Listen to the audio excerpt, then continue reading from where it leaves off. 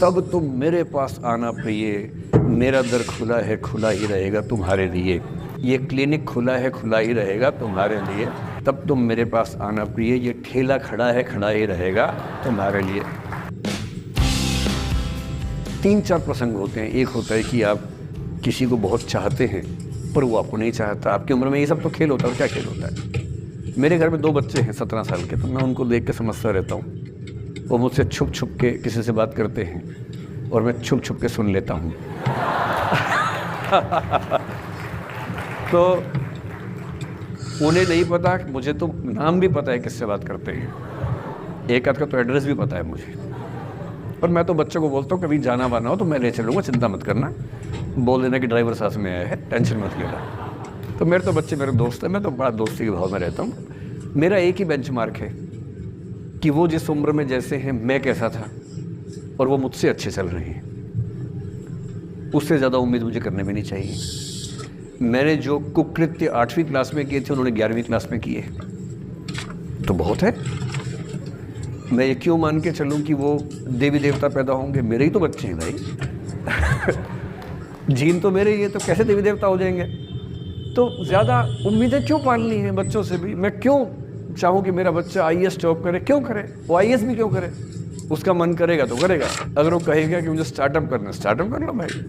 अगर वो कहेगा मुझे कुछ और नौकरी करनी है प्राइवेट सेक्टर में, तो वो कर लो। मैं क्यों ठेकेदार बनूँ उसका भाई?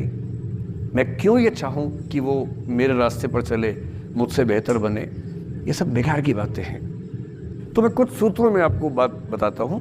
इस उम्र में आप कितना उसको फॉलो कर पाएंगे मुझे नहीं पता, लेकिन कोशिश करेंगे तो कुछ तो फ़ायदा होगा ही। पहला सूत्र मेरा आप लोगों के लिए ये है कि जब आप किसी को पसंद करें और वो आपको पसंद ना करे तो टेंशन नहीं लेनी है, तेज़ाब तो नहीं उठाना है। ठीक? कई लोग इस मूड में रहते हैं, मुझे पसंद नहीं करेगी, मुझे, मैं राजा हूँ, मैं नवाब हूँ, मुझे पसंद नहीं करेगी। अरे तू क्या है भाई? नहीं पसंद हो तो नहीं पसंद हो, ये क्या बात है? सबसे पहले अपने अंदर से लोकतांत्रिक बनिए, डेमोक्रेटिक बनिए। जैसे आपको हक है किसी व्यक्ति को पसंद करने का, उसको भी हक है किसी को पसंद या नापसंद करने का। यदि कोई ऐसा व्यक्ति जिसको आप पसंद नहीं करते वो आपको प्रपोज करे तो आप उसको मना ही तो करेंगे। बस मना इज्जत से कीजिए, किसी को बेआबरू करके मत भेजिए। ये नहीं कि अच्छा तुम शीशा देखा है कभी, रुको रुको आईना मेरी जेब में लो। ऐसे नहीं करना है। बड़े बेआबरू होकर तेरे कूचे से हम निकले, वो वाला भाव जो गालिब को आया था वो भाव नहीं आना चाहिए। अगर कोई आपको कभी प्रपोज करे, आप लोगों की उम्र है, ये सब चलता ही होगा आप लोगों के बीच में। मैं आपके टीचर से सामने बोल रहा हूँ, लेकिन मैं ऐसा ही हूँ। मैं जानता हूँ कि आपकी उम्र में से होता होगा, सब जानते हैं, तो होता ही होगा। कभी किसी से ये उम्मीद मत करना कि वो आपको पसंद करे ही करे। यदि कोई रिजेक्ट करे, बस हाँ, रिजेक्शन थोड़ा प्यार से होना चाहिए, बदतमीजी से नहीं होना चाहिए। उसके अधिकारों का उतना ही सम्मान कर रहे हैं जितना आप अपने अधिकार का सम्मान करते हैं। कि ठीक है भाई, आपको मैं पसंद नहीं, कोई बात नहीं, तू नहीं कोई और सही, कोई और नहीं कोई और सही। बहुत लंबी है जमी, मिलेंगे लाख हंसी, इस ज़माने में सनम तू अकेली तो नहीं। कितने लोग हैं दुनिया में, ऐसा क्या है? और मैंने बहुत प्यारे प्यारे बच्चों को देखा रोते बिलखते हुए कि मैंने उसको प्रपोज किया, उसने मुझे मना कर दिया। अंकल, छोटे छोटे बच्चे आजकल मुझे लव गुरु मानते हैं अपने आसपास। वो मेरे पास आके ऐसी ऐसी बातें बताते हैं, बड़ी क्यूट तोतली आवाज़ में।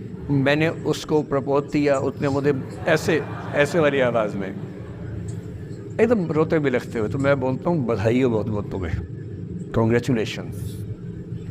मैंने अपनी ज़िंदगी में ऐसे 50 मामले देखे और 50 में से कम 49 मामले में जब कहीं दिल नहीं लगा, बाद में उससे बेहतर ही व्यक्ति मिला। अगर कभी ऐसा हो ना, मन ही मन में बधाई देना अपने आप को कि बच गया। हाँ बोल देता तो फंस जाती, हाँ बोल देते तो मर जाता। और मन में भाव वही रखना है, तो नहीं कोई और सही बात है। स्ट्रेस नहीं लेना है। मैं जानता हूँ कि आपकी उम्र में आसान नहीं होता, आपको रात रात भर सपने आएंगे, बेचैनी होगी, करवटें बदलते रहे सारी रात हम, आपकी कसम आपकी कसम। ये सब ड्रामा होता है, ये फिल्मी गीत है। मुझे गीत कविता इतना याद है कि मुझे हर बात में वही दिमाग में आता है, मैं क्या करूँ। ये होता है आपकी उम्र में, पर वो भी एक फेज़ है। अगर ये फेज़ नहीं जिया तो भी क्या जीवन जिया। कभी कभी बेचैनी भी तो होनी चाहिए, वरना ज़िंदगी में मज़ा क्या है।